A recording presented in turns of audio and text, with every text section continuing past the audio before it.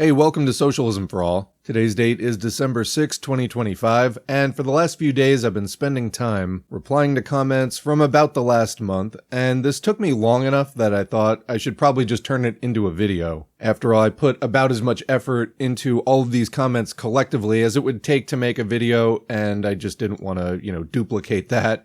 And also, a lot of these comments are buried on somewhat obscure videos, and probably, no more than a handful of people are going to see them. And actually, a lot of these questions keep coming up over and over again. So, why not take all that effort and time and put the results into a video so that probably more like thousands of people rather than maybe a few dozen, if I'm lucky, are going to see it, if it just stays in the comments section. Let alone that not everyone watches or listens to these things on YouTube, so might not even be looking at the comments at all. Also, the YouTube channel might not exist at some point, and overall, there's just a lot of reasons to do this, including I'm always looking for new motivations to reply to the comments, which again is a lot of work, so if we can do a video out of it, that definitely is a help just all around. So here we go with another S4A Mailbag video, and this one's going to be basically like 20 questions, Volume 1. Let's get started. First question. Hey S4A, were you ever planning to read an anarcho-communist or ANCOM text when you first started? I see you have an ANCOM flag. This was on a very early video, the 3 sources and 3 component parts of Marxism, which a lot of you probably have seen because it's the first text in the basic Marxism-Leninism study guide playlist that is basically the backbone of this channel. So I'm curious, the commenter concluded.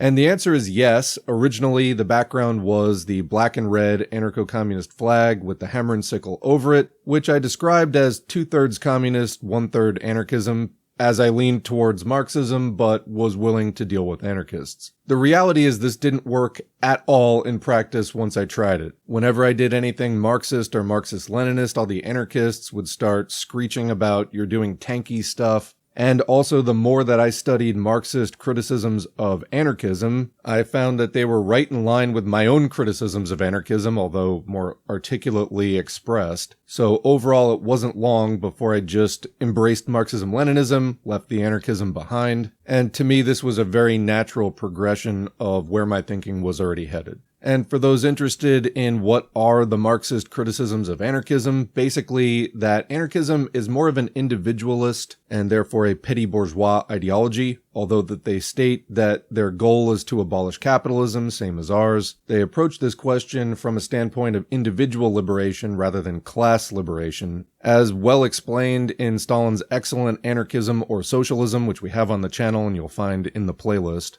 And also, anarchism has not resulted in any kind of lasting revolution anywhere ever. And to me, that's important. My own sort of flirtation with anarchism ended when I thought, these ideas are really good, but how do anarchists take power? And I couldn't really find an answer to that question because anarchists haven't really taken power much. So I went to Marxism-Leninism. They did have better answers to that question, have taken power. And for whatever problems there have been with Marxist-Leninist-led struggles, it seems to me that they've been so much more fruitful and have actually accomplished a lot more than anarchist-led struggles. Or as a comment I like put it, the anarchist A is graffiti under a bridge, the hammer and sickle is a flag that is actually flown above countries. No offense to bridges. Alright, question 2. This one gets into electoralism and lesser-evilism. Serious question though, if you're faced with voting for a Republican, a definite bourgeois operative, or Graham Plattner, isn't the right choice Plattner? And for Plattner, a supposed progressive and prospective squad member running for office in Maine, we can basically substitute, the principle here, any similar candidate. We don't have a labor movement in America. We do, but I'll come back to that in a minute, and barely have class consciousness. That is apparent from this comment. So we have to vote for the candidate that at least seems to be with the cause, right? And the answer is, this is a multi-part question, but as far as seeming to be with the cause, that is a matter of opinion. It's certainly not my opinion. He is a longtime enthusiastic U.S. military man who doesn't seem to have any remorse over the things that he's done in the military, as suggested by the neo-Nazi tattoo that he only recently covered up. So no, just a big flashing red X and a buzzer sound on that one. But overall, it's so tiresome going over this again and again and again. The electoralism. Do you want the communist position on electoralism? Here it is. Organize in your own party, not an imperialist party. And Plattner was running as a Democrat, so he's out. than if you are in your own party. And the key here is not winning elections, but organizing. So that's why organizing in the Democratic Party, which is controlled by genocidal imperialists, is not going to get you anywhere. If you organize in that party, I mean, they control the party, they control the organization. That's not independent. And what we need is an independent class perspective. You're not going to get that again within an imperialist political party. Political parties are the concentrated essence of a class point of view. So you need a proletarian party. That's just simply not the Democratic Party. So again, Plattner's out, but let's say that you do have your own party and you're organizing various struggles in the labor movement and tenant unions and other types of struggles that are relevant to the living and working conditions faced by working people. And some of those struggles go well and they generate leaders who do the study, become very class conscious, and rise to the front of the party. Well, some of them are going to stay behind the scenes. Some of them might be good candidates for a parliamentary group. In other words, people who can run for office to represent that independent proletarian party, advertise its existence, draw more people to the party and the struggles that it's leading, also use that campaign to expose the agents of capitalism up to and including social democrats and lead people away from them. But again, the whole idea is you're doing this from within your own organization, not a genocidal imperialist political party, a party that you don't control and never will control. I'll also link to some older videos on electoralism and related topics. As for the we don't have a labor movement in America, that's not true. There is a labor movement. I mean, it never really completely stopped, although it is in a ditch right now. It's hemmed in by all kinds of restrictive labor laws, which are fairly uniquely restrictive in the United States compared to similar countries, and its leadership is concessionist and completely captured politically by liberalism. Not even social democracy, just liberalism. The position basically that capitalism is fine, it can last forever, it doesn't even need to be reformed away, etc. From there, social democracy would actually be a step up. Unfortunately, social democracy in the end turns out to be an illusion. Anyway, for all these reasons and more, there has been a numerical collapse of the labor movement, which rightfully does not enjoy the confidence of the U.S. working class as a whole. In other words, U.S. workers do not look to the labor movement of today as an inspiring force that can liberate them if they get involved in it. Now, I should qualify that by saying that there was a recent poll showing that a majority of U.S. workers would join a union if there was one in their workplace.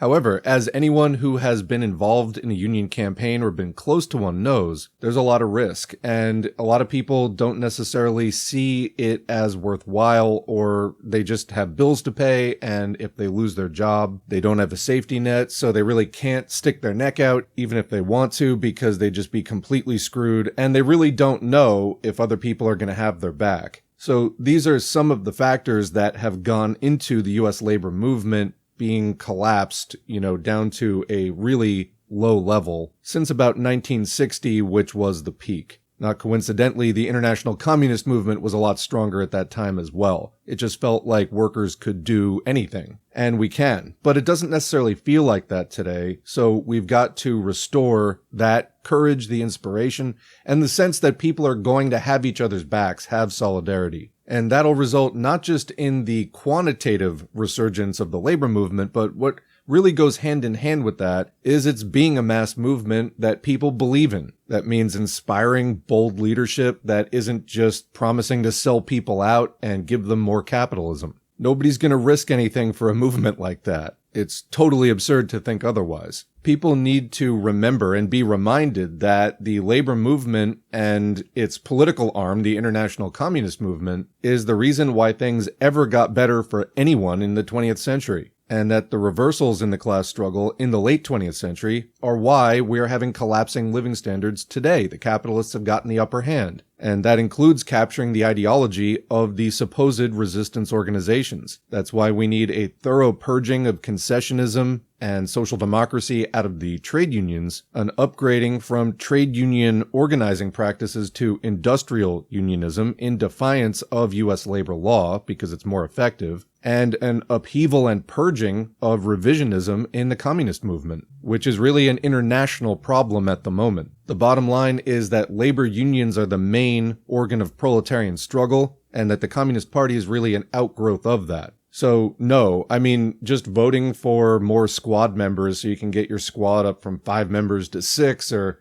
7 to 9 or whatever is not really speaking to any of the kinds of things that, I was just talking about in terms of the mass movement and the confidence of the masses who, in the end, are the ones who make history. Finally, the end here of the Republican versus the lesser evil question. The actual historical role of the lesser evil has been to help fascism more than it helps the working class. Your class consciousness is very low if you haven't realized that by now, but I will include some videos in the list of links in the video description. We're going to come back to some of these topics later, but we'll leave it there for now. Question 3 is about terrorism. Unbelievably, someone went into the YouTube comments and started openly advocating for terrorism online. Definite Fed behavior, or at least really stupid. I'm not going to read out this entire text wall into the audio, but basically they're arguing for something like the Weather Underground and citing the Narodniks, the Russian populists that Lenin repeatedly mocked for their embrace of terrorism, as inspiration.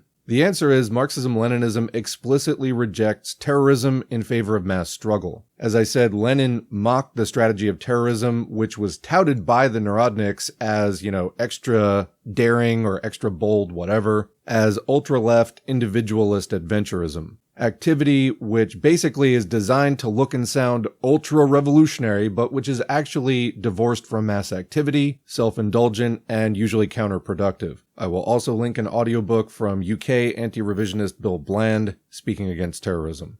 Alright, question 4, electing socialists. So here's the question. How does the democratic state serve bourgeois capitalist interests if it is occupied by democratically elected socialists? Shouldn't we support their contesting of elections, as their positions in government will facilitate the education and self-determination of the proletariat, ultimately leading to proletarian rule? Again, a multi-part, very loaded question, full of a lot of incorrect assumptions. So first of all, we have the democratic state.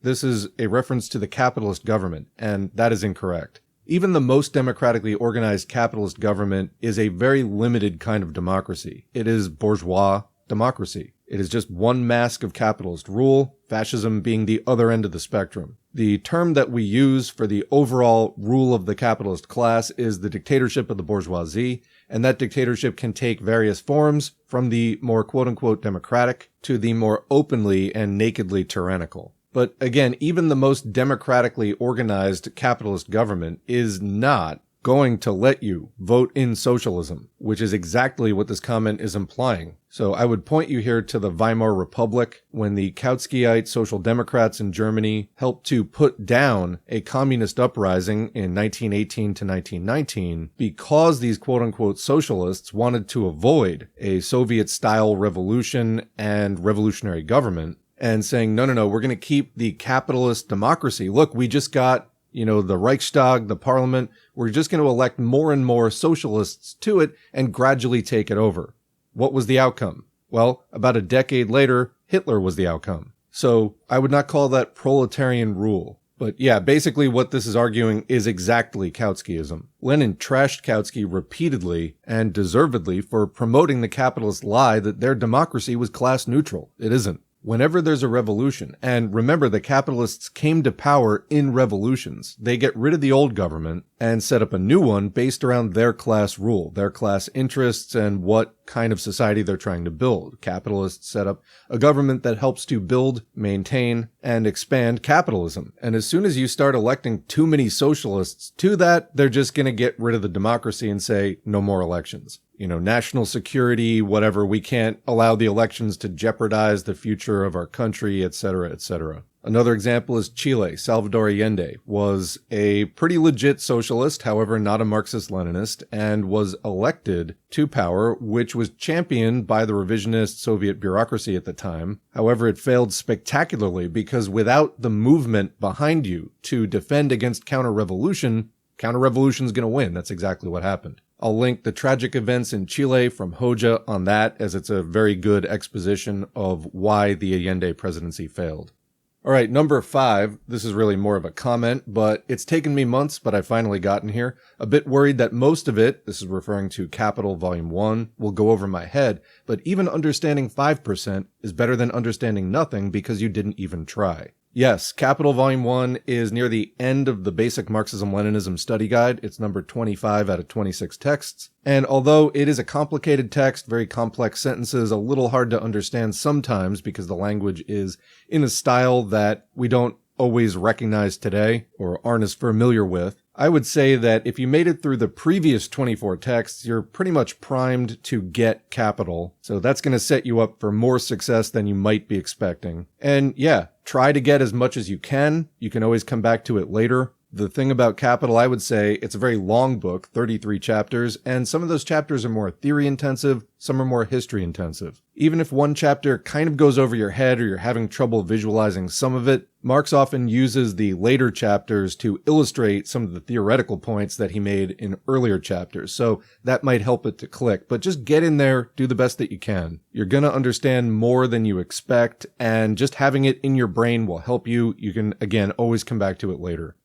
All right, question 6, or really a comment. The labor aristocracy of the First World and the Kautskyists are the biggest hindrance to the social revolution.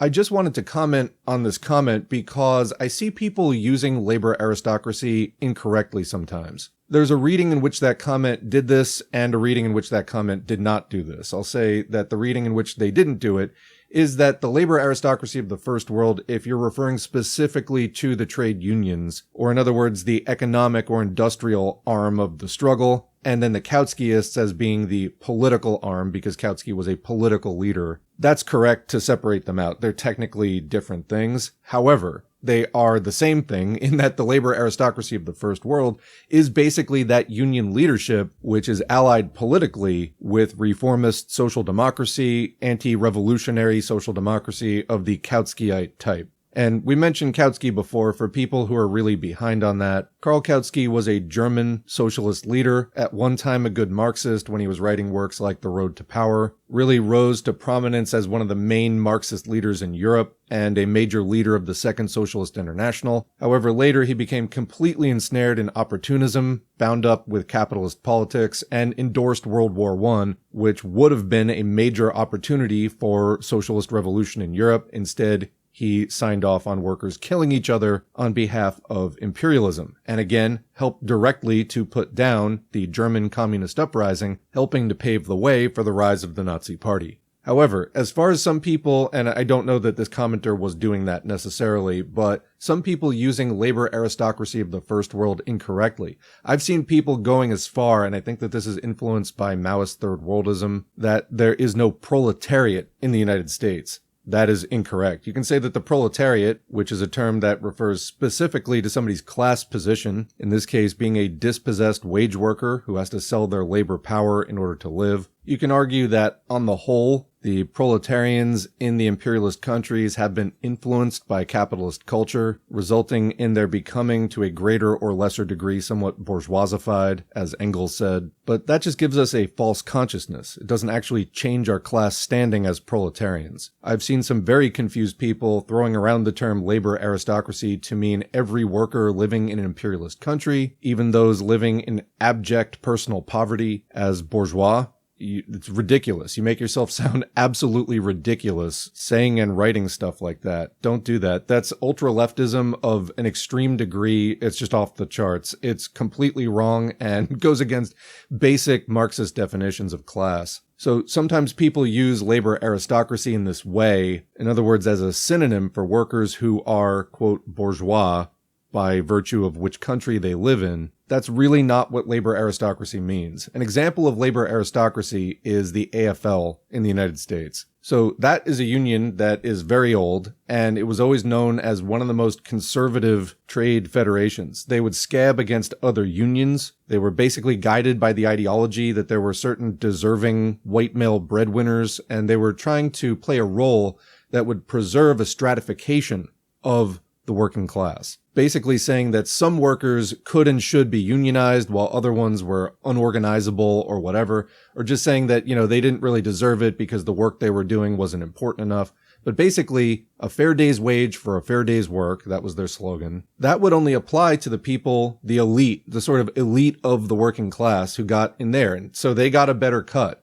But this was like a very small portion of the working class as a whole. Everybody else was, left to their own devices. Then came the IWW in 1905, which took a much more radical approach. They, in fact, attacked the AFL's labor aristocracy view. In fact, saying in their Constitution's preamble, enough with this fair wage for a fair day's work. How about abolition of the wage system? So they started organizing all the workers who couldn't be organized, who weren't part of that elite chosen few, into one big union for the abolition of capitalism. So that's a thing that happened in the imperialist world, and there are other red trade unions in other imperialist countries. You can't just say the entire working class is labor aristocracy or even bourgeois. No, they didn't own the means of production. Anyway, I offer this AFL versus IWW example as a way to understand the labor aristocracy and challenges to it right here in the imperialist core. So there certainly have been organized challenges to that, and there can be again. But that's going to come about through constructive action on that front, which to me consists not so much of cynical, ultra-left, misinformed circle jerks in internet comment sections, but actually seeking out its sources and then effectively countering, attacking, challenging, and defeating them. So again, this would mean increasing communist presence in the labor movement, leading to an upheaval of the opportunist, liberalism-tainted leadership. All right, question 7 is a short one. What is private property? This was left on the Principles of Communism. I'm pretty sure that text actually explains what is private property. However, the answer is, when communists refer to the abolition of private property, we mean bourgeois or capitalist property.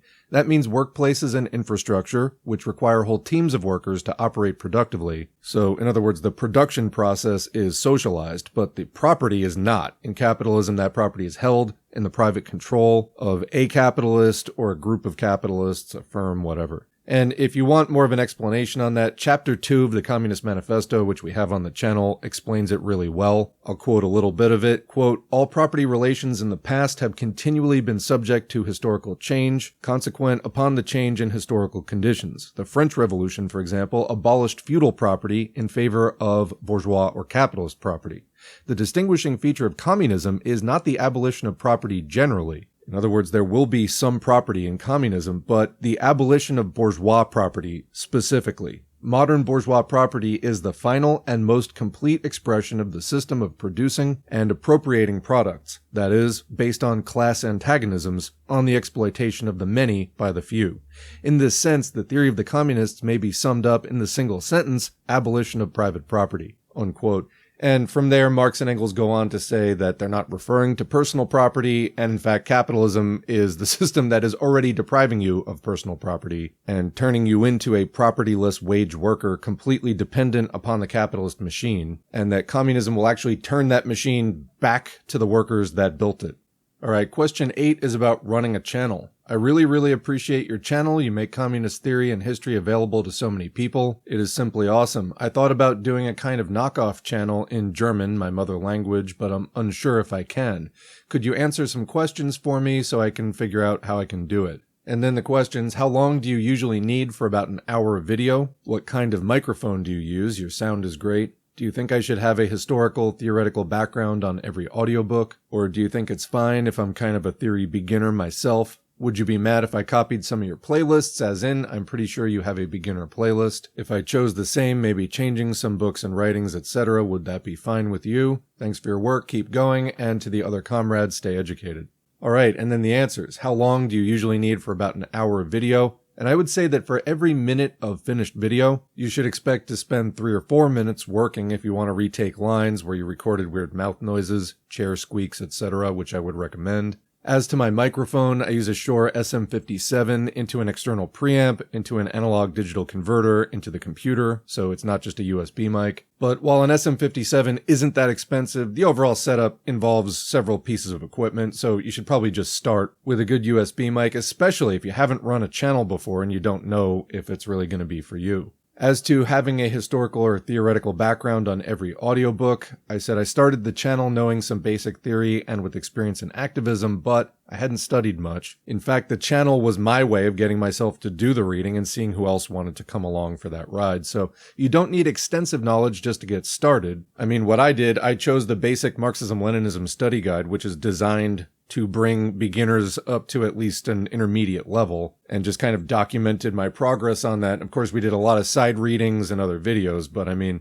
yeah, it's there for you to learn it, so just do that, I would say. But I would recommend doing background research on each audiobook that you do so that you know its context. Otherwise, it might not make as much sense to you. And also, sometimes you will learn the background on a particular audiobook and decide that you need more background knowledge before you do that. So you want to do things kind of in the right order. There have been a lot of times I found a really interesting text that I want to record. However, there's like 3 or 4 prerequisites that you need to read kind of to understand the context for why the subject in the particularly interesting piece even came up in the first place. And again, the basic Marxism-Leninism study guide, I think, is really well devised because it has divided the readings into topics like history, politics, etc. And also, if you do the channel for any length of time and it grows, do expect that people will ask you a lot of questions that you may not know the answers to yet. A lot of times people are really looking for some kind of dialogue or somebody to ask, and they ask you because you're putting out videos. But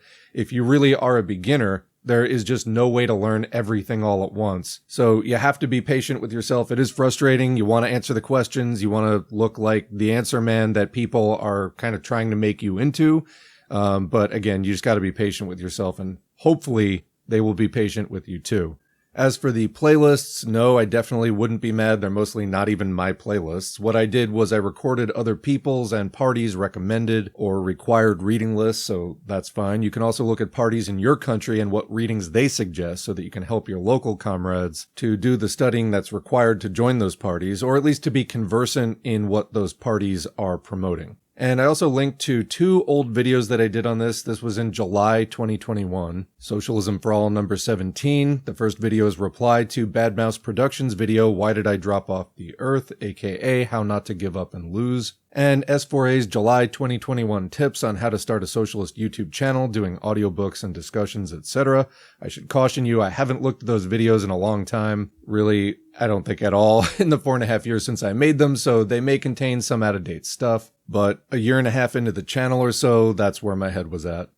Alright, question 9. Socialism in one country. I think we actually have 2 questions on this, which is just a brief representation of the 24 questions I got on this. Trotskyists really working overtime on polluting people's understanding of what Stalin thought about building socialism in the USSR and the relationship of the Soviet Union to the rest of the world revolutionary movement. Anyway, I never really got the way Trotsky was against socialism in one country. I may be misunderstanding, but I always understood it as not being against a global revolution erupting, like that would be awesome, but more so as a necessity. Because if the revolution had continued and never had a break to consolidate, the USSR would have been wiped off the map. So I feel like the idea of permanent revolution is somewhat idealist in that it would be great if it had happened, but history and logic don't support it. And yeah, that's basically correct. There is, like I said, a lot of misunderstanding promoted by Trotskyists about socialism in one country. Socialism in one country was not a question of whether the USSR could just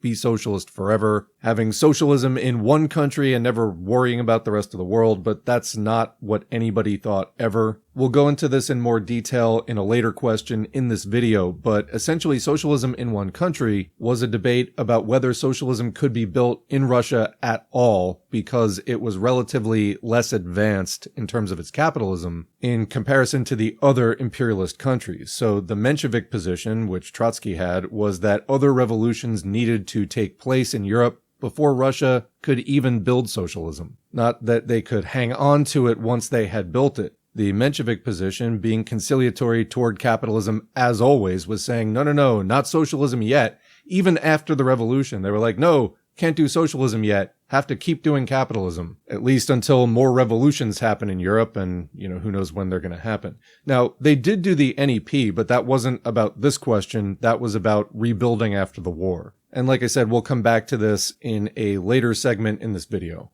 On to question 10, this one concerns China, which we get a lot of, and that makes sense because China appears to be the world's leading Marxist-Leninist power. So, are they doing it correctly? Where's their leadership going to take the international communist movement? Is what they're doing going to lead directly to socialism? Is it socialism now? Is it revisionist? If so, what are the nature and likely outcomes of that revisionism? How should other communist parties around the world orient themselves to the Communist Party of China? These are major questions, I agree, for the international communist movement today. And for those who've been watching this channel for a long time or who've just watched the earlier videos, you know that for the first couple of years of this channel, I was a learning Marxist-Leninist starting pretty much at square one, knew some basics of Marxism, had not really read Lenin, and so when I saw other communists around me, I kind of assumed that they knew more than I did, so I just kind of took that at face value. And there was a strong narrative that China is not revisionist and what they're doing is Marxist-Leninist, etc. And I really didn't have a basis, I didn't know enough to question that in any kind of detail. Also, it seemed like there was a direct split down the middle. I ran a poll on the channel at one point and it seemed to be 50-50. So yeah, there wasn't a clear tendency in one direction or the other. However, the more I studied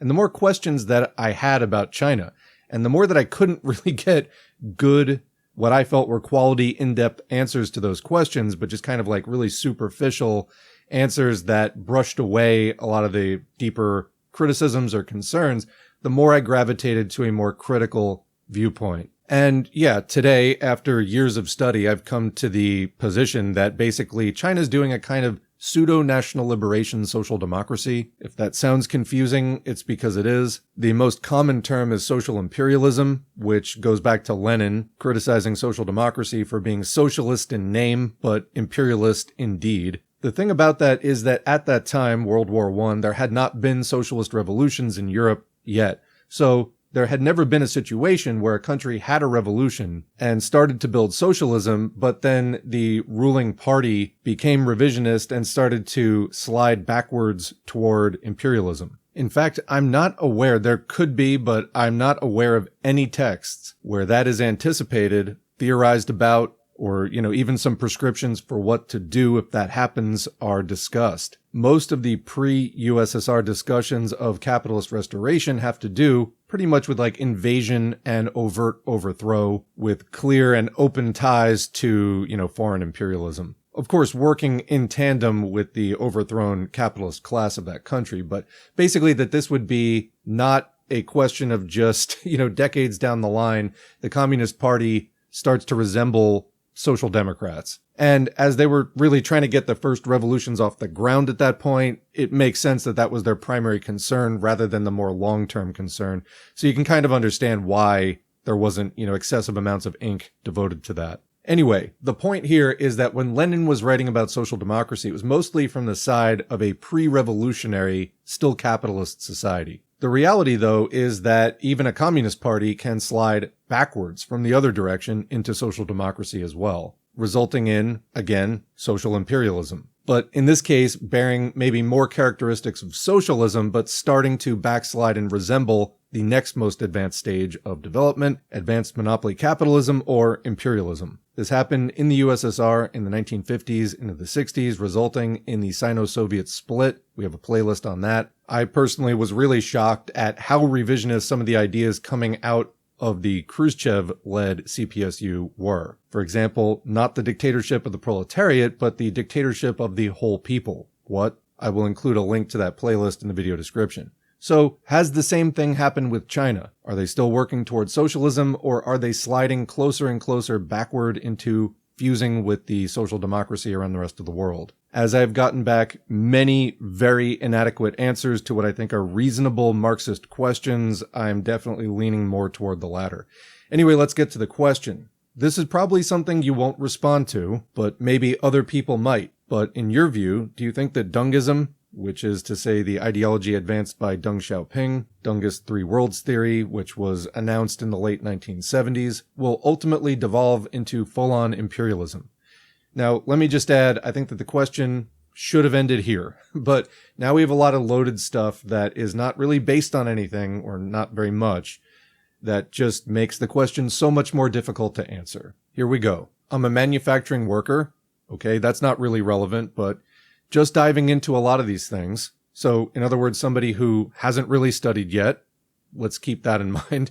No investigation, no right to speak, and I really wish more people would hold back rather than just getting loaded up. We get loaded, I used to say this in older videos, you get loaded up by the US on China bad propaganda. It's paper thin, a lot of it. And so then when you encounter China good propaganda, which sometimes is just, view of life in China, there's a lot of good things happening in China. There's a lot of things that look very futuristic, that look very advanced and progressive, especially compared to life in the United States, where things are stagnating and dwindling, and really just a lot of people are struggling. So by comparison, a lot of things in China look more advanced. That can be very exciting. Is it socialism, and where is it headed is, that's other questions that we need to deal with. But I understand that, it's like China isn't just this decrepit dystopian hellhole and everything in the United States is better and actually you should just support Trump or whatever. I mean, that, like I said, it's paper thin. It doesn't go very far. So then people go, oh, China isn't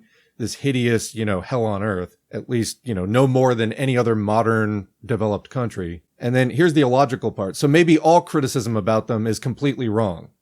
No. I mean, I'm not coming from the same place as like US propaganda against China. They are attacking China as an imperialist rival. I am questioning China as a communist. So again, if you're just diving into a lot of these things, maybe, just hold back a bit.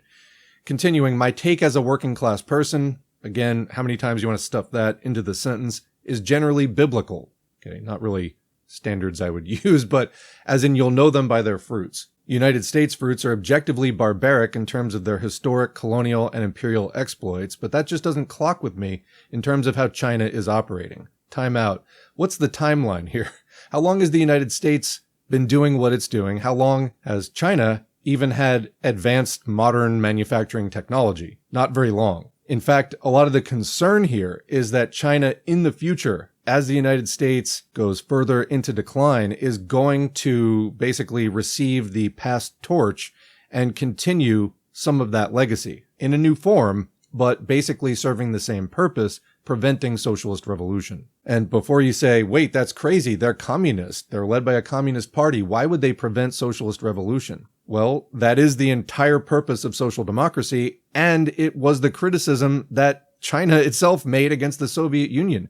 They said in the 70s that the USSR was the bigger threat to socialism than the United States was. That's why they collaborated with the United States to help bring down the Soviet Union. Leaving out whether that was right or wrong for the moment, the question is, if you accept that premise that the CPSU had merged with the social democracy and had become the biggest impediment to further socialist and national liberation revolutions in the world, well, could the same thing have happened to the CPC? What kind of evidence would we look for to try to evaluate that? I would say that one thing would be their foreign policy. What has been their support for proletarian internationalism? Have they supported budding socialist and national liberation movements? Well, no. Since the 70s, they've been more interested in attracting imperialist investment, and they haven't wanted to offend their potential investors by, arming revolutions in countries where they might have projects that they have sunk a lot of money into.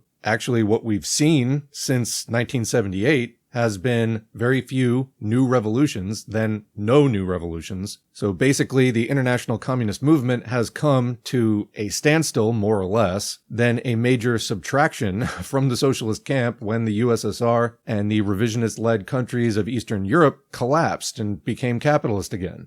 Well, so that's actually been what's happened, if you want to go by the fruits, since 1978. I don't really see that as a lot of progress. I don't really see that as positive. I don't really see Chinese foreign policy overall as being consistent with revolutionary proletarian internationalism. What I do see is that they're funding and building a lot of infrastructure, which they're claiming is going to be like the path out of capitalism, although I don't even know if I'm giving them too much credit on that. I don't even know how explicitly they're claiming that at this point.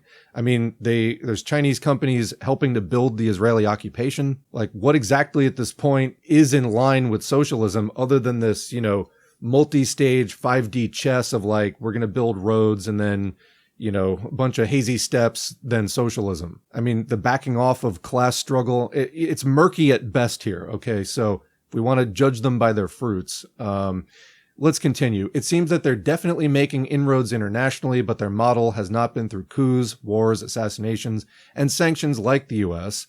Well, let's pause again. If they're trying to compete against the US for soft power and influence, Of course, they're not going to do the thing that the US is doing.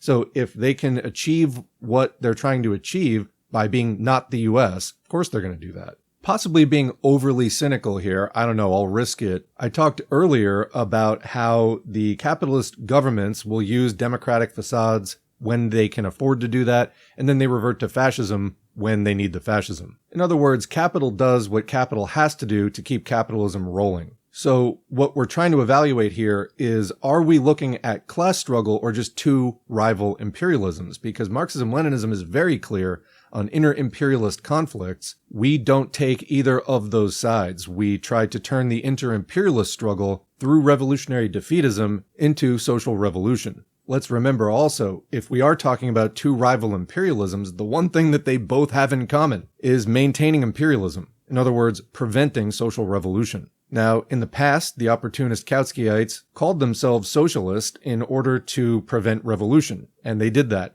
So the Bolsheviks and those aligned with them, the actual revolutionary communists, led breaks, and they said, we're no longer in the Socialist Party. Those are reformist, dead-end opportunists. We are now the Communist Party.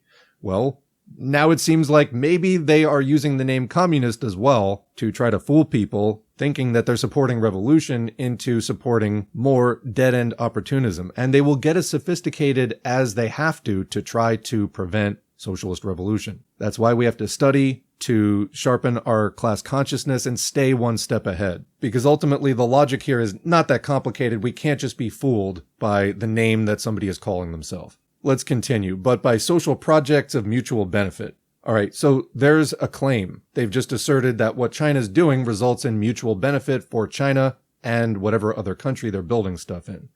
You got to back that up. They didn't. Anyway, am I missing something here? Is socialism with Chinese characteristics revisionist, or actually working Marxist materialism in real time according to their own material conditions? And is your take principled or dogmatic? I'm not even sure you know what those words mean since you are just diving into this, but hopefully this presentation of the precedent and the reasoning behind some of these concerns is at least helping you to understand and maybe to start to evaluate this more critical view of Chinese alleged revisionism. And that's really just a jumping off point. We're going to come back to the China topic again before this video is over, of course, when we will review a list of some resources for going further into depth on this topic. All right, next question, number 11. Great podcast, love the content. Curious to ask, in response to around the 35-minute mark, and this was on one of the Mamdani videos, how do earnest socialists advocate for reforms of the current system to relieve some of the hardships and, at the same time, also push for the end goal of toppling capitalism? How do we do both at the same time without forming coalitions from inside the Democratic Party? And I just got to stop here. Like, what suggests that that would even help? So I would say just don't do that. Continuing, and without forming coalitions with liberal NGOs et al. Thank you. Yeah, so the answer is basically just don't do that. I mean, you can form your own things as we were discussing in an earlier question.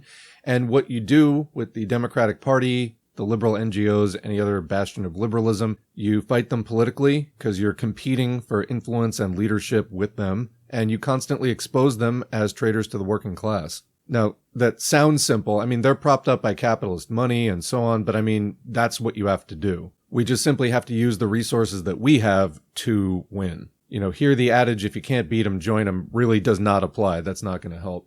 And I recommend that for more discussion on this topic, see Luxemburg's Reform or Revolution, which if you haven't listened to that yet, I would definitely recommend that you listen to that because it goes into extensive detail on the role of reforms in a Marxist campaign. Essentially, in the short term, we fight for better living and working conditions. In the long run, we fight for an end to capitalism because that's the only way that you're going to be able to really keep any reforms that you do win from the capitalists while they're in power, and also to go beyond the limits that the capitalists place on reforms. And then simultaneously, how do you fight for reforms without succumbing to mere reformism or becoming counter-revolutionary? So again, that text, Reform or Revolution, covers that extensively. All right, next question, number 12. What is the justification for saying that revolution can only be brought about by communist organizing? And again, the question could have ended there. Instead, we're going to go on for 3 more paragraphs. I just don't know how people think I have the time to just sit there and do this. This is why there's a backlog of like a month of comments that, you know, I haven't been able to get to. It's a comment section, okay? Just keep your thing brief. Anyway, it seems that aiming for a militant uprising will get many people killed with little likelihood of actually succeeding. The argument seems to be that the revolution will take place when the risk of revolting is less than the promise of a different system to come. Kind of answered your own question. Further, the implication is that this would happen when the mass of the people is so destitute and desperate that the risk is worth it. Therefore, we should not aim to mediate or reduce this suffering. Wrong, since this will only prolong and support the capitalist system. Well, we were just talking about that in the last question. Continuing, this amounts to the willingness to sacrifice many human beings for an ideal. Okay, now we're just getting crazy. Why would any conscientious person subscribe to this, even if it is true that the risk of continuing on our current trajectory presents existential risk? Are you fucking stupid? Sorry, but yeah, we could get wiped out as a species, probably take, half a life on Earth with us, but, why risk your life for that?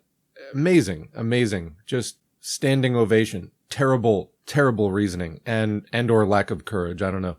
Something deeply flawed in this approach. Perhaps more theory will clear this up, or maybe another failed revolution will set back the possibilities of radical change for another century. What are you even fucking talking about? So anyway, what is the justification for saying that revolution can only be brought about by communist organizing? We'll just take these point by point. Literally nothing else has ever worked.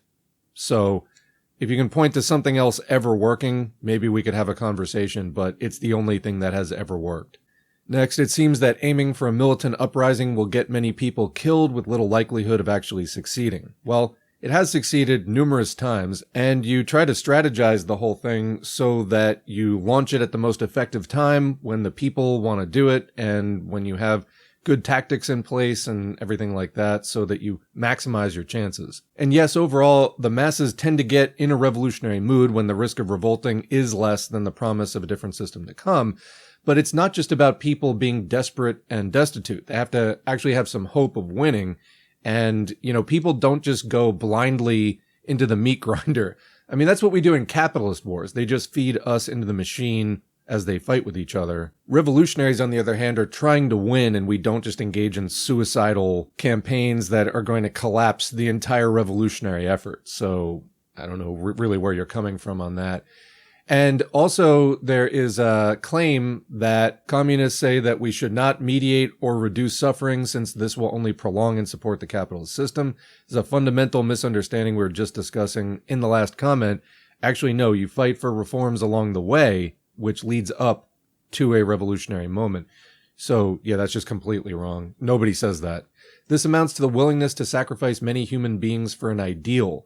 No, we're actually fighting for a future, which we don't have in capitalism. As you said yourself, there's maybe existential risk of our current trajectory. I mean, you have two choices there. You can resist that, or you can just walk off that cliff. It sounds like you've chosen the cliff. I haven't. There's something deeply flawed here. I don't think, and the communist perspective is somewhat misunderstood here, but wherever this person is coming from, I don't know. And then they refer to another failed revolution that will set back the possibilities of radical change for another century. What you talking about, Willis? I can't even follow that. What do you just sound mad. You just sound mad to me. I mean, I'm sorry that you have chosen to give in to the despair that capitalism is probably going to lead to extinction, and you're not going to really do anything about that.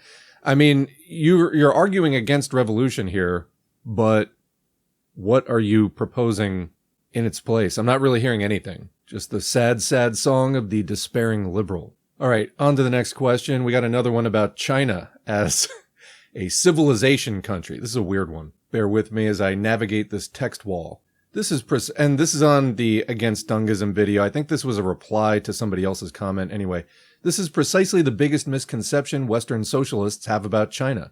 China is, in essence, a civilization country, not merely a socialist nation. Okay.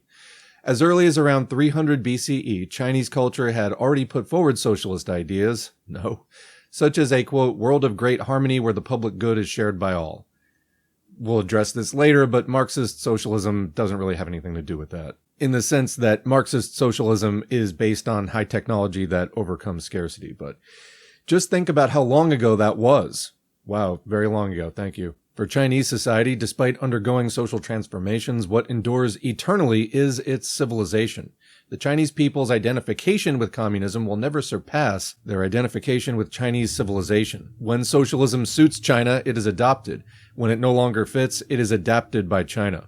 Now, commenting, if you're feeling like this comment is already going in the direction of maybe affirming some of the criticisms, I would agree, and I think it continues. Continuing. Therefore, when Westerners accuse China of, quote, not being communist enough, for the Chinese, communism is merely the theoretical framework most referenced at present. Throughout Chinese history, numerous schools of thought have emerged: Taoism, legalism, Moism, Confucianism, and so on, all of which are just parts of this civilization.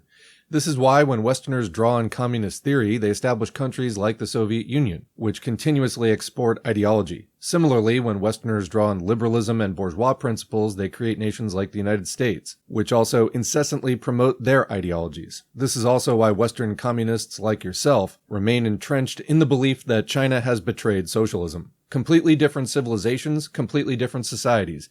Even the origins of writing and modes of logical thinking are distinct. You don't even speak Chinese.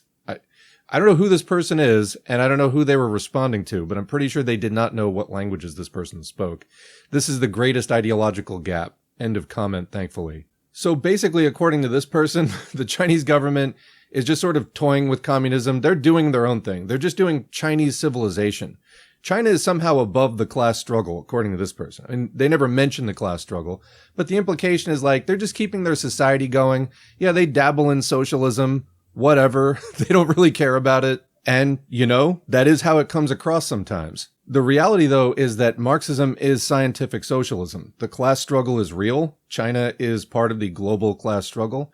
There are classes in China. There's means of production and different groups of people with different orientations to those means of production. I mean, it's not exempt from or above any of these things. You cannot just have a class-neutral civilization. I mean, this is absurd. This person has no idea what they're talking about. I hope this didn't come out of China because this should be really stamped out. You hate to see this kind of thing flourishing. But, I was talking before about the unsatisfactory answers that have come out of, asking questions about China. This particular one has not as much of a pretense of being Marxist and answering it authoritatively from a Marxist-Leninist position, but this is the kind of stuff you get sometimes, like, you don't even speak Chinese, you have no idea what's going on there. Well, no, the whole idea of social science is that we can analyze what's going on in the society. They're not exempt, it's just really frustrating. Anyway, just to name some of the texts that we have on the channel relating to this topic: Theory and Practice of the Revolution, The International Role of China. In livestream number 88, we did On Capitalism with Chinese Characteristics. There's The Late Cultural Revolution, Is China an Imperialist Country? That's a whole playlist. China's Stock Market, A Lesson on What Socialism Is Not,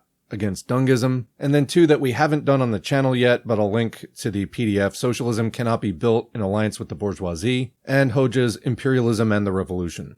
Alright, moving on to question 14. Do you have a video explaining the differences between anarchism, socialism, and communism in detail? The answer is I don't have a video on that, but we have a playlist of Marx's On, which is really against or criticizing anarchism. There's a lot of texts in the later part of that playlist that sort of just mention anarchism here or there, but in the early part of the playlist, really listen to everything up to and including the Stalin one that I mentioned before, anarchism or socialism. Those are really contrasting Marxism and anarchism.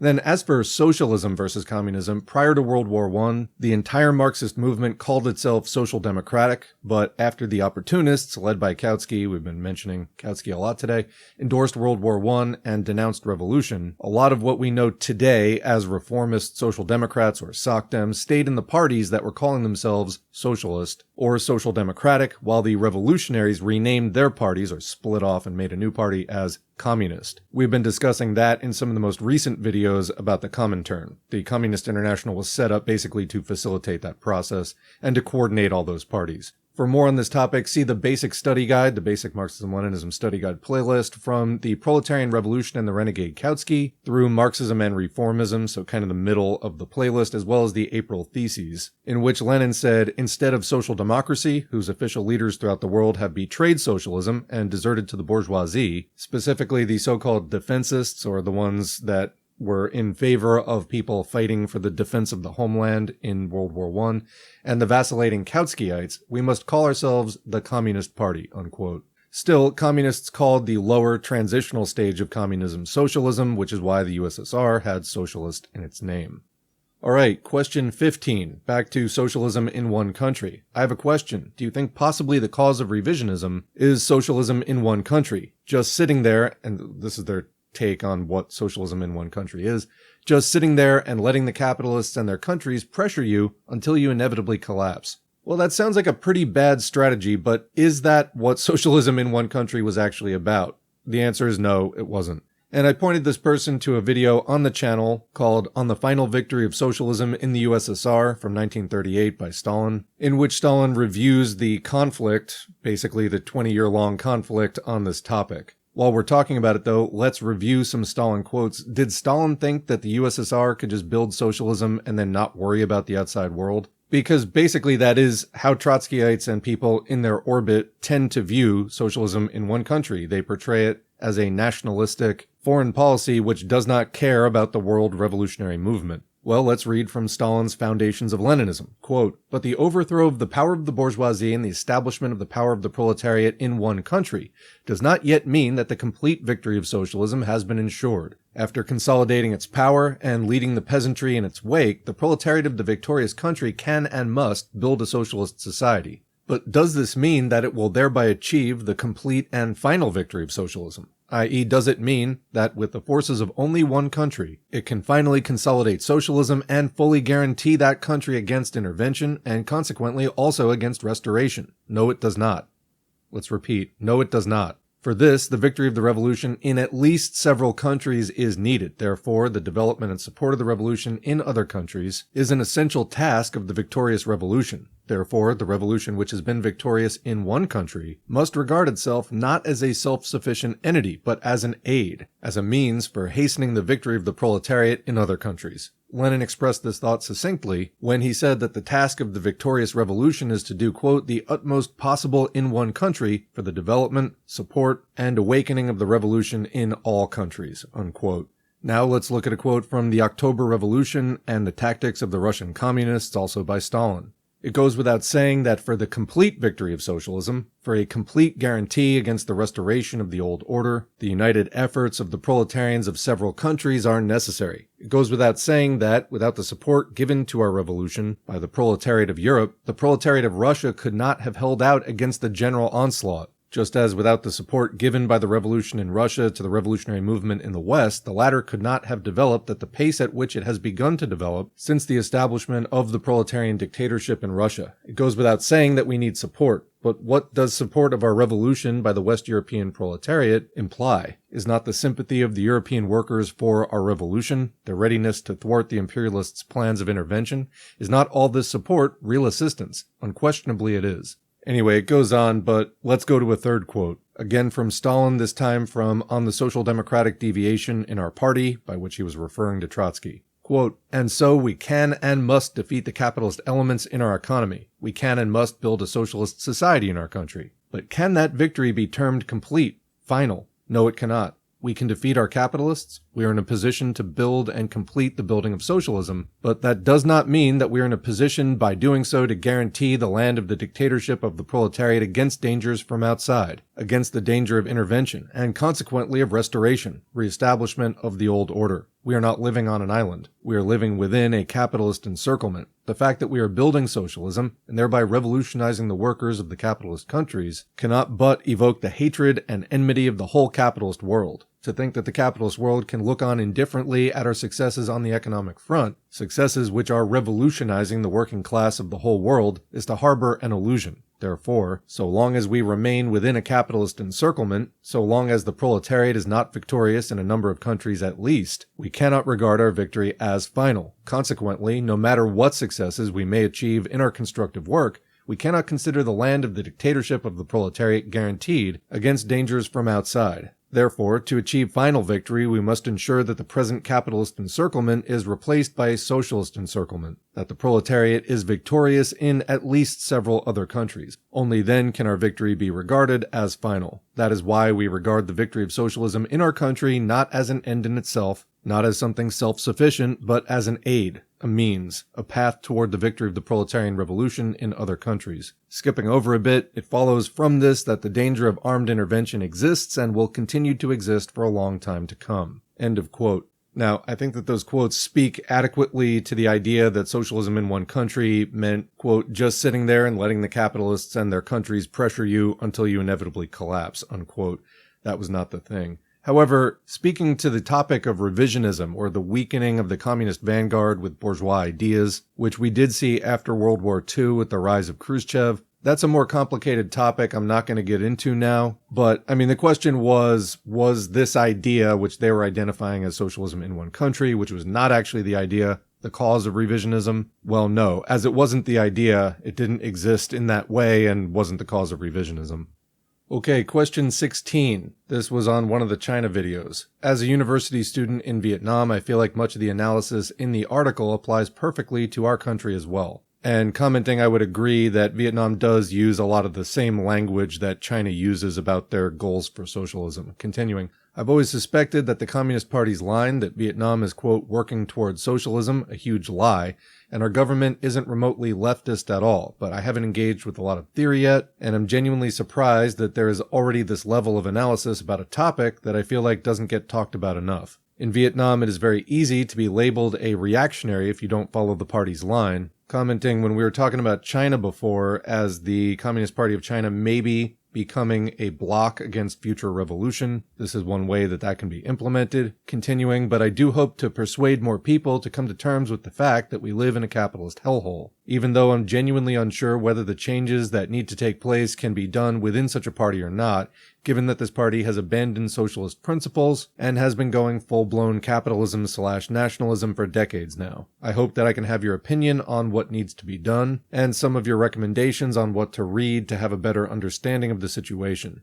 So the answer is basically in relation to China. The Doi Moi policy is Vietnam's version of the market socialism opening up kind of line, although I don't think that Vietnam, being a fairly small country within the international communist movement, can be blamed for this nearly as much as China, which, being a large country, did have a chance to course correct for the international communist movement after the Soviet Union experienced problems with Khrushchevite and then Brezhnevite revisionism, but they didn't do this. Instead, an even more right-wing faction took over, led the liberalization, and then Gorbachev in the Soviet Union pretty much mirrored that a little bit later. As far as anti-revisionism, Albania held out, but Albania was not as big as the Soviet Union or China, just nowhere near the level of resources, so while they made criticisms, they just were not able to become the new home base of the international communist movement, and pretty much got swept away with the quote-unquote fall of communism in the late 80s, early 90s. Vietnam is one of the countries that is still hanging in there, although, again, there are these questions of how much of this is communism in name only,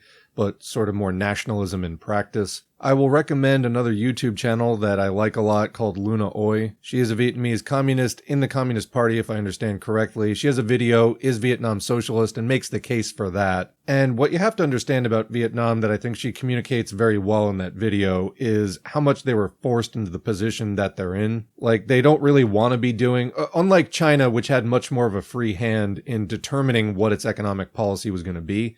Vietnam did not. The United States was organizing major economic sanctions against Vietnam, and when the Soviet Union ceased to exist, they didn't really have anybody major to turn to. And they were still really developing industrially at that point, so they had to adopt more of this market socialist thing. A lot of that was imposed on them by the IMF as conditions of receiving loans. They had to basically not be communist in a lot of ways, but they are doing the best with what they have, so could they be doing more? I'm not going to get into that level of criticism here, but I would recommend that people watch that video as a jumping off point for understanding the really difficult situation that Vietnam has faced.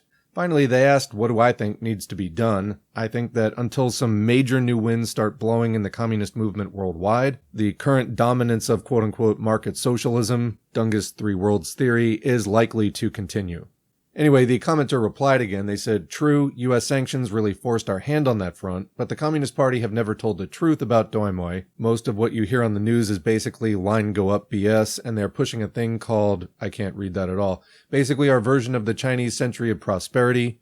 Like I said, they do use very similar language to the CPC, whilst our society has a lot of problems that are typical of any capitalist society. That Stalin quote at the beginning of the video describes exactly what happens in Vietnam right now. We are so subsumed in the nationalist, chauvinist worldview that there's practically no leftist, let alone socialist analysis of the situation in the mainstream media. I don't blame the Communist Party for everything, but they certainly have misled generations of Vietnamese people into thinking that this is socialism, or at least that this party is leading Vietnamese people to socialism, whilst having very little knowledge of political theory and what socialism really is. I think that economic hardship in the next few years will give more people a reality check, but the truth is that our population has become complacent for far too long. We have a lot of catching up to do with the global left. And I appreciate your comment. Question 17. This was posted on one of the Chris Hedges criticisms. I think it was the why I'm not a Marxist thing. It goes, thank you for the talk, sir. I'm not comfortable seeing the genesis of class as necessarily being coincident with the inception of surplus. I can't fathom how it might logically follow that a given individual or area being bountiful would lead to oppression. Well, I'll answer this more later, but it's not about bounty, more about the exploitation of labor. Continuing, that we might think that way is, I think, a symptom of having grown up in such a stilted, stifled, discordant world. It seems to me that the historical formation of what we call class found its genesis in oppression, a filched bounty as it were. It's pretty much exactly what I was saying, which leads to two key questions. One, why did society fragment along such oppressive lines when we are, at our core, empathetic, communal creatures who find joy in others' joy? And two, what are we now to do about it? Well, again, the answer is I kind of already explained all that in the video, but to just do it again. What are we now to do about it? So now we have the technology to overcome scarcity and to an extent make infinite surplus. So kind of go beyond a finite fixed surplus, just have everything on demand, which are the objective material conditions required to leave behind class society and create a socialist, communist, classless society in which everyone has all that they need all the time. But there's still a big political struggle in front of us to get rid of the proponents of maintaining the current and final stage of class society, the decaying, fascistic, late-stage capitalism, what we call capitalist imperialism, or simply imperialism, the highest stage of capitalism, as in the title of Lenin's book on that subject. I highly recommend doing some Marxist study for further explorations of these topics. I think you'll find it very interesting, and I really do mean that. I think that for that commenter, just reading the way that they wrote what they said, I think that they would find a lot of answers in Marxism-Leninism. So if you go to the home tab on this channel, the YouTube, and scroll down just a little bit, you'll see recommended reading playlists, and then I also link the basic Marxism-Leninism study guide. Question 18. This person's a bit confused about the vanguard and the party and a revolution and who leads it, and they were coming across to me as very negative and critical, but not really exactly understanding what they were talking about at the same time, which is a bad combination anyway. It's a bit unclear who will lead the revolution. At one point in this video, it said that the proletarian revolution is led by workers, and at another, the revolution is guided by a Marxist-Leninist vanguard party. But I'm guessing only one of these entities can be in control, and that Marxist-Leninists believe it should be them or their class. Well, that's not necessarily a contradiction, but continuing, I can see why, with good reason, the mass of workers would feel the power they won to be theirs, but I cannot see why a group of self-proclaimed intellectuals would step in and assume a, or more probably the, leading role. Do workers need intellectuals to educate and lead them? If so, how have intellectuals proved themselves to have that capability? It's just funny to me. This is 100 years after the Russian Revolution already demonstrated all this stuff. So it's just like arguing like it's still 1915 or something, or even 1900, just kind of bizarre. Anyway, what unique and proven insights do they possess that others don't? Maybe you should read them. And finally, isn't this reintroducing class and, quote, elites? Well, class is a scientific term, elites is not. But this is basic anti-vanguardism. If you're interested in basic Marxist-Leninist arguments, or even, more intermediate, basically Lenin laid out the full arguments for the vanguard in what is to be done. Why we don't just entrust the revolution to spontaneous uprisings of the masses, as was the Menshevik or economist position, but instead try to help the masses strategize, plan a thing out, and develop more class consciousness to really become self-consciously a class capable of directing itself as a class, rather than disconnected rabble that might be thinking more in terms of ethnicity or really anything other than class. So the basic answer here, read What is to be Done, which is in the basic Marxism-Leninism study guide. Also, just look at the history of the Russian Revolution to see why the vanguard was helpful, how it actually functioned, etc. In other words, these aren't just hypotheticals, but we can also answer this in another way. Dictionary definition of the word vanguard. In other words, why was this word, as opposed to any other word, adopted by Marxists to describe the position of the party? Vanguard. Noun. 1. The foremost position in an army or fleet advancing into battle. 2. The foremost or leading position in a trend or movement. 3. Those occupying a foremost position. Thank you, American Heritage Dictionary of the English Language. In other words, the vanguard is the most class-conscious or most forward section of the working class. The vanguard party is the body into which we organize. And Marxism-Leninism is the name of the science which guides us. Hope that helps. Alright, second to last comment, number 19. Kind of another negative one, although it's trying to appear polite, but actually is somewhat loaded with fairly offensive insinuations. Let's get into it. S4A, as a listener to many of your videos and political stances, I must ask this, as it has been troubling me. Well, we don't want that. What is the general communist movement's deal with worshipping former communist leaders? Okay, and for context, this was left on a Soviet music video for the revolutionary song Lenin is Young Again, which I guess this person is interpreting as worship. Anyway, I admit that we must look back to them for guidance on implementing communism in a modern time, but the truth is they made many mistakes and some were downright authoritarian and cruel. Unlike anyone else, I guess. I myself am socialist and have no bias against this channel or communism as a concept. You might want to maybe do some more introspection on that. I just sometimes wonder why communists often are willing to ignore the misdeeds of some long-dead leaders in the movement. Comment like what? These are huge generalizations. Continuing, after all, isn't criticism and self-criticism a core tenet of implementing communism? Unquote. That comes off as just kind of sarcastic. So anyway, what is the general communist movement's deal with worshipping former communist leaders? Bottom line, we don't worship them. We respect their enormous, really unprecedented contributions to human progress, and uphold their legacies in the face of a rapacious bourgeois world which is trying to vilify and erase them, to tear down really any memory of them. Basically, they will completely destroy anything that they can. Anything that can't be totally erased, they will try to say, was as bad as Hitler or worse or whatever. Anyway, Lenin in that song, though, is the spirit of Lenin and all that the October Revolution signified, which was absolutely massive. And when you really start to reflect on the magnitude of what the October Revolution achieved, what it meant to start pushing capitalism aside, I mean, it's just monumental. And Lenin was there and made absolutely key contributions to that at every step. I mean, even the quote-unquote Marxist movement largely was against Lenin and the Bolsheviks on a lot of key questions. So, I mean, does Lenin deserve all this credit? Yeah, absolutely. I mean, it's the masses who make the history, but I mean, Lenin really enabled a lot of their struggles to go all the way and be successful as they were. So, for all of the victories that belonged to all of the workers, I mean, Lenin was such an instrumental figure in making sure it didn't all go to waste. Anyway, I could go on, but yeah, that's why people write songs that reference Lenin, because he has become known as the symbol, the figure that enabled the aspirations of the masses to go the distance. I mean, the masses did the fighting, but Lenin was kind of the one shining the spotlight and helping them know where to go. So yeah, I mean, if you don't see the importance of that, I don't know what to say to you.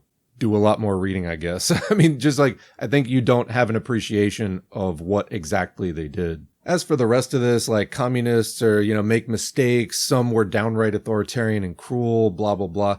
It sounds to me like overall this person is trying to look at communist revolutionaries in an overall negative light more than in an overall positive one. Like, there's just a lot of spin there, a lot of bias. So, authoritarianism, not really a valid complaint when we're talking about anti-capitalist revolution. Capitalists, on their part, will literally enact genocides to preserve capitalism. That's not a decision that communists are making. That's a situation that communists are responding to. You know, it's a war, and then you come over and just like, aren't you being authoritarian? Go away. You know, to the extent that you're understanding anything that you're looking at, that's really not helpful input. As for cruelty, communists are as human as anyone else. Singling us out when we're fighting the most inhuman system of cruelty ever devised is a really curious way to comment on that. In other words, I have very low regard for this comment. If this was written on an actual piece of paper, I would crumple it up and toss it in the recycling.